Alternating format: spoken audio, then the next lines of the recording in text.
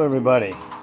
This is most definitely not a video that was intended to be made inside of our YouTube series here, but looks like it's a video that has to be made. So unfortunately, you may have noticed in that last shot that we have some issues here.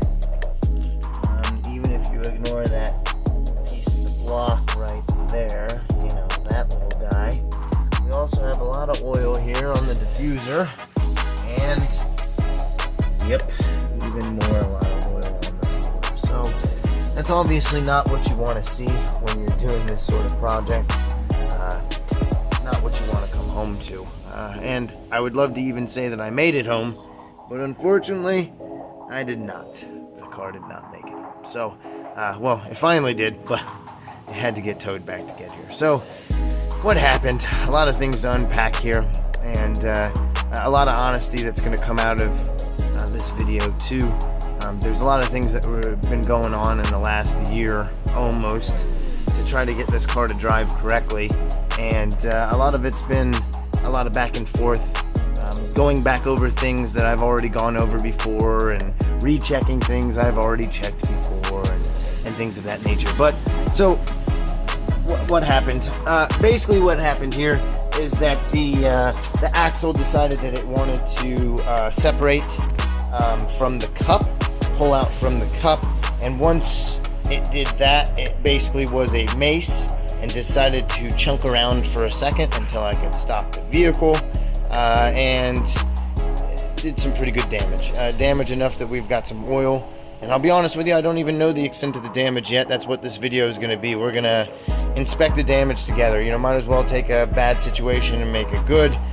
Try to get, you know, some explanations out of it, and give some people some insight to the issue that I had, and maybe, you know, how to fix it. A few things that we're going to reference in this video quite a lot is the suspension geometry, which is something that basically changes quite a lot with these cars when you start to mess with how low they are. So obviously mine is on a fairly low end of the spectrum. Now definitely other people have lower spiders than I do, because low isn't necessarily the goal. It's just a good track height.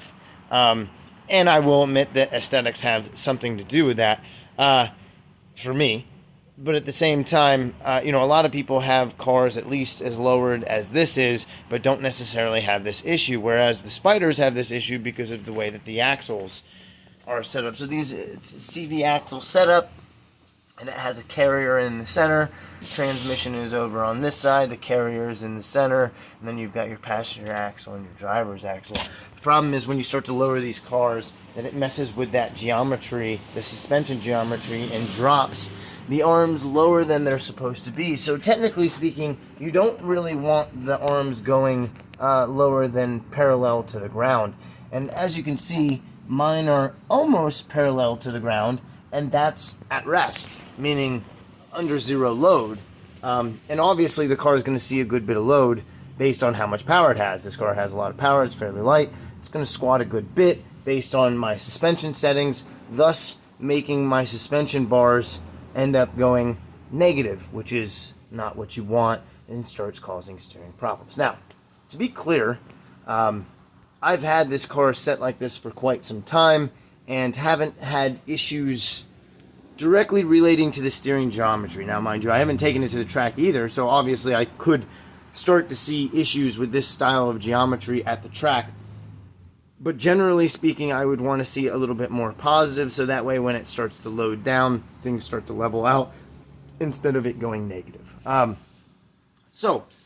Number one, you know, if you want to prevent your axles from doing what I'm explaining inside of this video, a good idea is to have your car not super lowered, so that way you're not running into these axle issues. Now, there are ways of dealing with this axle issue, and I'm going to discuss that inside of today's video, and it's not the suspension geometry alone that caused my issue. Although that could definitely do it, there is a combination of events that all happened, all in perfect storm type situation, that ended up screwing me up here and turning my passenger side axle into a mace that decided to destroy probably too much than it needed to. And I actually was lucky with this in the past Some of you may or may not remember one of my first dyno videos ever. I actually had an axle pop on the dyno because I had the suspension set to loose. It squatted down really heavy on a hard pass and popped the axle. Luckily for me, last time though, the axle was popped at the actual on the actual rod, not inside of the cup where it drew outside of the cup and thus left the knuckle. And I'm going to describe all that, so let's go take a look at the axle now so we can kind of see it's already out of the car. Obviously I had to remove it to be able to get towed home. So, onward to a few more issues. One, the damage wouldn't have been done unless that knuckle would have actually pulled off, right? If this would have pulled off and it would have kept inside of there, then I wouldn't have had the problem, but unfortunately it pulled completely out. Now I don't have the other side of the shaft, it's still inside of the car.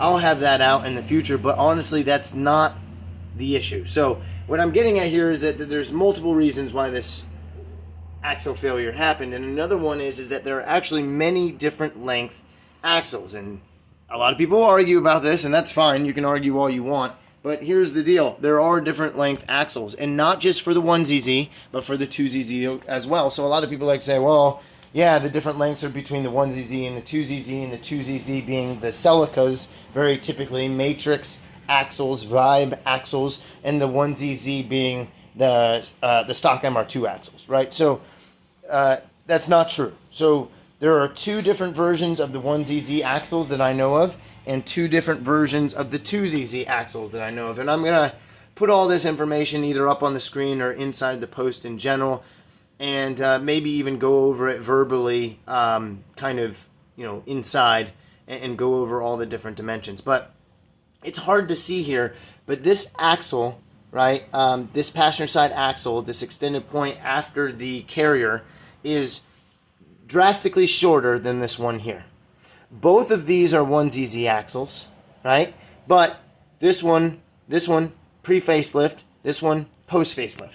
Now, then there's two different other versions which are 2ZZ passenger axles, and those have two different lengths too. I know the exact lengths, but I'm not going to verbally say them because it almost makes no sense to. I'm going to put up a little graphic and then give you a little chart that'll kind of show you the 1ZZ axles, the 2ZZ axle lengths, and that sort of thing. So, now, I have a pre-facelift MR2, so why wasn't the short axle what I ended up needing? Well, the reason why goes back to, again, the suspension geometry. So if the suspension is already squatted and the axle is already like drawing or straining outward from the center of the carrier where it's locked in, then essentially a shorter axle is going to run out of space sooner, meaning the more lower your car is, the more extended that point will be from the outside of the car to where the carrier picks up on the axle. So what I've learned here, by accident, unfortunately for me, is that I would like a longer axle than a shorter axle to make up for the suspension travel that I'm going to see. Now, you know, look, I'm not I'm not claiming to know that this is 100% true information.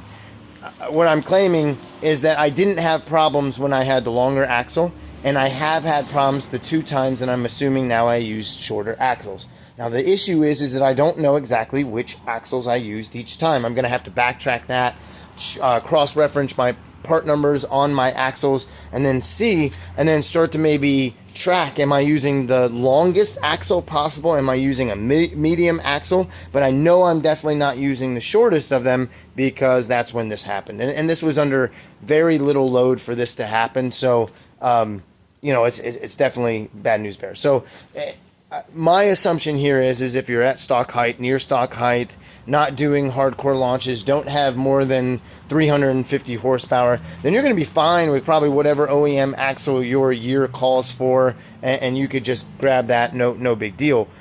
But I'm definitely thinking once you start to get a lowered car, definitely crazy lowered, where the suspension geometry starts to change, that you're going to start to need to look at possibly running a longer axle. And again, I don't know this 100% for sure, but this is the direction that I'm going to start to go, and hopefully try to get some answers so that this obviously never happens again. So what I'm going to do is I'm going to jack it up and we're gonna get under it literally for the first time.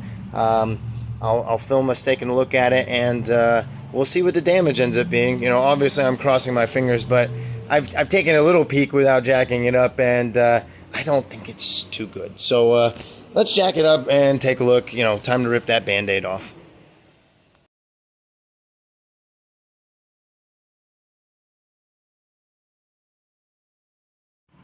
Alright, so this is where we definitely have to say, viewer beware. This could be very disconcerting for a lot of viewers, right? Hard to see sometimes when you're looking at someone's crack and blown motor here, but this is what we're working with. Now, I will say that, well, I mean, it doesn't look worse than it is because it's really bad. I mean, it's really bad, and I'm glad that I can, I guess, laugh about it a little bit right now. But it's pretty bad. So what you'll see is that it pulled straight out here from the cup. The knuckle came out, right? Turned into that mace that I was talking about, and even the short amount of time that it was running for, because trust me, it wasn't running for long, it managed to completely bash this lip down. So I don't know, maybe a little bit lucky that it didn't hit the oil pan down here, but I don't know. I actually think it's going to be harder to fix up here. So I'm going to have to see if that can be flattened out, or maybe I'll have to cut that completely off, that lip, and have a new lip welded on. Not 100% sure, but you can see that it definitely got jammed into here and then really drew down this lip. It's not supposed to go down like that, right? It's supposed to be flat. So that might be a lot of hitting with a hammer. We'll see. Again, you can see that there's a lot of coverage of the grease, so it's hard to tell what's going on, but it hit right here and took a big old chunk out of the timing cover. I don't think it went any deeper than the timing cover. I even think this right here is a part of the timing cover. So that's good. It didn't hit the belt assembly, right? So that's pretty darn good. You know, the hope is that the internals are okay. I mean, it sucks that the block is done, whatever, but I can pull the block, right, and I can switch all my internals out, the maul pistons, the rods, all the other good stuff. Can switch it out, the rotating assembly, and put it in a new block. And if it's not messed with, then everything should still run fine. Tune should be relatively still good, and everything should kind of still sort out. But definitely looks like a new timing cover and a new block, because this would be a part of the block, not the timing cover. And then I'm going to have to fix my Moroso oil pan. So, you know, not ideal. You know, it sucks. It really sucks. I can't say enough how it sucks. And I'm sure anyone who's been watching knows that this sucks. And anyone who's a friend of mine knows that it sucks. But it sucks. I still have to say that it sucks, because it does. I don't have the money. I don't have the time for this. It just seemed like we were getting closer and closer, and then every little setback hurt worse and worse, and then this one's a big one. I will say, if I'm going to be trying to be optimistic, right, then I would say to myself, well, I was about to pull out the entire subframe because we have the new transmission to install. So, you know, we've got the C60. It's been built. It's got the new gears in it. It's been shot peened. It's been cryo treated and installed and all put together by TTS Transmission. So I guess if there is good news, all of this was about to come out anyway. You know, I guess if we're going to be positive about that, all of this was about to come out, and I was going to swap the transmission. So I got to do that anyway, right? When I pull it, inspect the block, it definitely looks bad. I'm going to have to pull off the head, which, you know, the head is a good bit of work, but swapping out heads is not a good bit of work, really. Put it on a new block, get a new timing cover, and swap over the internals of the bottom end. That's the best that I can do.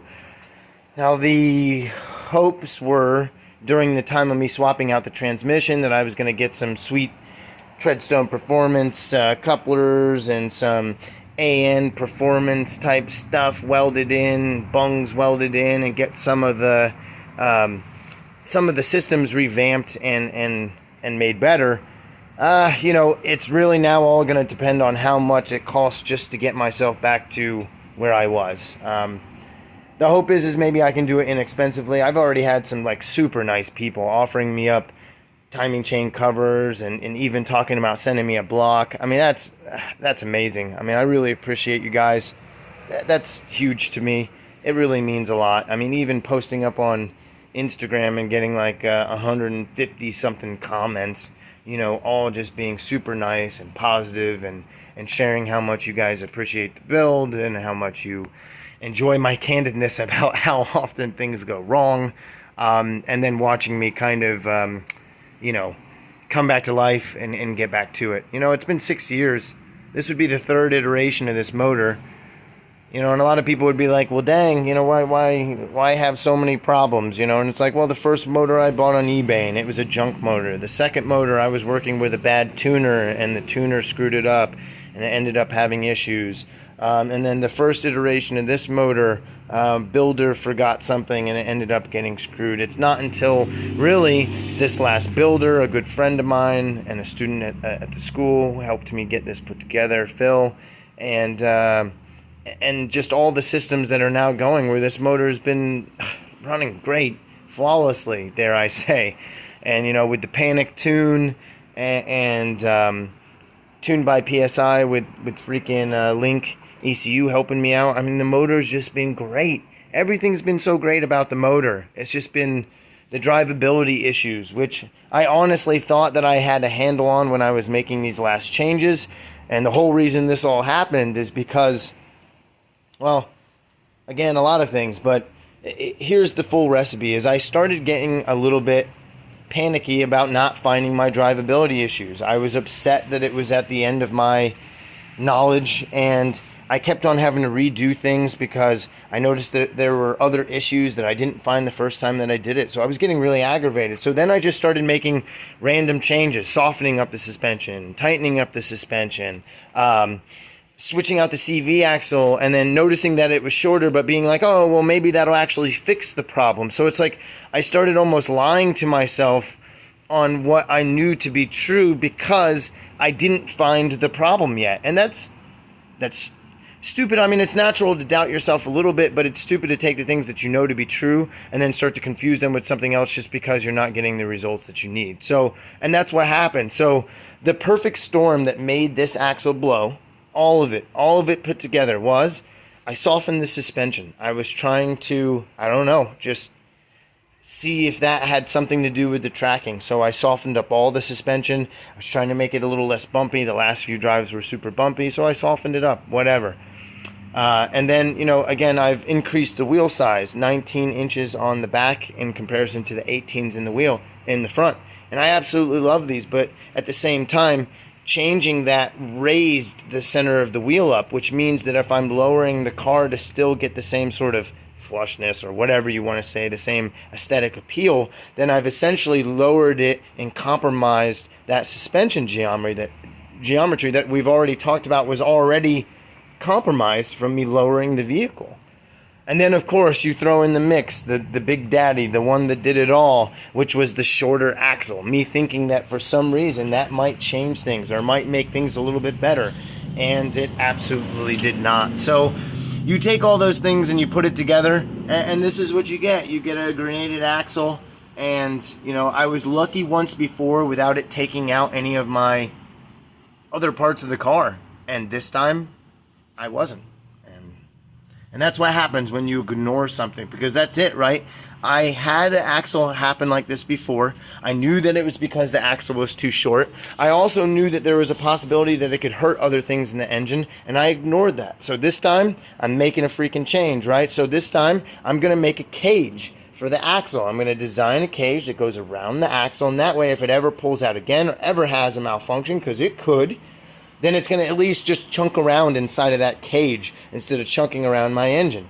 And I'll definitely offer these things up. Once I make them, I'll have some company make them for us, and then I'll offer them to the MR2 community to make sure other people have the same opportunity. I've heard of other people having this happen, but I don't think to the extent that it's happened to me. So a cage is going to make that better. The other thing is, obviously, I'm going to do my research on these axle lengths, and I'm going to make sure that I'm utilizing the correct axle, and or at least realize which axles I have used, which ones have worked and which ones haven't worked. Report back, make sure you all know that information as well, and get that sort of thing figured out. So end result, there's going to be a lot of changes while the car is down. I'm going to go ahead and change out the motor mounts, because originally I only filled them with polyurethane, so I think that that's going to help out a lot of my problems too. And like I said, I am going to try to spruce up some things in the engine bay and make some things better, along with the appropriate changes that I need to make to the axle. So yeah, I'm a little down. I'll admit to that. I'm definitely down about it all, but I'm never out, because I can't be. I mean, this is, I know I get harassed about not being on the track ever, but I mean, this is the reason. I mean, like, and I know that could happen on the track, so might as well put it on the track, right? But no, because it costs money to get it towed to the stinking track, and then have this happen, and then me waste money to pay for the track day, tow it to the track, and then this happen the first 5 minutes in. That's stupid. That's not smart, right? So it's like, I know that I'm not ready, so I'm not there yet, and I still have these problems, and it reinforces the fact that I know that I'm not ready yet. But out of all this, I'm gonna make improvements. I'm gonna continue moving forward. Getting this on track is it's like my life mission. I mean, it's really, it's what I need to do to make myself happy. So yeah, I'm gonna be right back on it again, and that's what we have to do to make sure that we get what we want out of these things, right? They're material objects. They're gonna break. They're gonna let us down. It is the way that it is. We can't entrust in them the way that we can entrust in other things. But at the same time, if this is what our love is and this is what our passion is, then there's nothing else to do but to just simply rebuild and move forward. That's like literally all there is to do. I'm going to lick my wounds. We're having a nice little camping retreat this weekend with our martial arts school. I'm going to get to relax a bit, and we're going to get to rebound financially a little bit. And then I'm going to come back at it. I'm going to instantly start pulling the motor, or should I say dropping the subframe, getting everything out. And we'll be right back at it again, just like we always are.